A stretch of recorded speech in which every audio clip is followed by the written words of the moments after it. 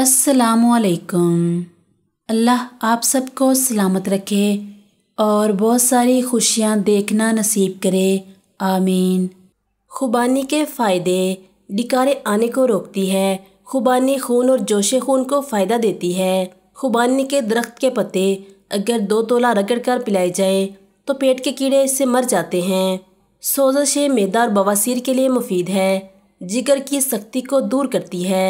तिपहार में खुबानी खिलाने के बाद गर्म पानी शहद में मिलाकर पिलाना कहलाता है और बुखार उतर जाता है। इसके रस के चंद कतरे कानों में डालने से बहरापन दूर होता है और कान के दर्द से इफाका होता है।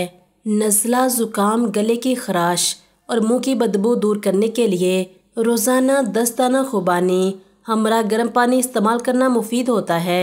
सर चकराने और सुबह उठने को अगर दिल ना चाहता हो तो 15 दाने खुबानी 1 पाव दूध में रात को उबालकर और मज़ीद इसमें सौंफ 1 तोला, दाना बड़ी इलायची 3 माशा मिलाकर उबाल कर रखें और सुबह निहार में इस्तेमाल करें। बेहद मुफीद है। जिस्म में तवानाई पैदा करती है। खुबानी के इस्तेमाल से खून में हरारत और हिद्दत पैदा होती है। खुबानी कब्ज़ कुशा होती है और खुराक को जल्द हज़म करती है। खुबानी के इस्तेमाल से खून में हरारत और हिद्दत पैदा होती है। खुबानी कब्ज़ कुशा होती है और खुराक को जल्द हज़म करती है। खुबानी का मरब्बा बनाया जाता है जो मकवी दिल, मकवी मैदा और मकवी जिगर होता है। खुबानी के मगज़ के फ़वाइद मगज़ बादाम के बराबर होते हैं।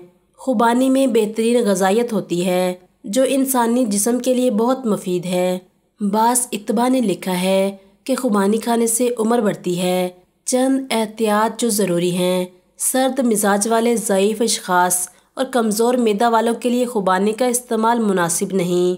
खट्टी खुबानी इस्तेमाल नहीं करनी चाहिए क्योंकि इससे पेट में अफारा होता है। हाई ब्लड प्रेशर में खुबानी का इस्तेमाल बिल्कुल नहीं करना चाहिए।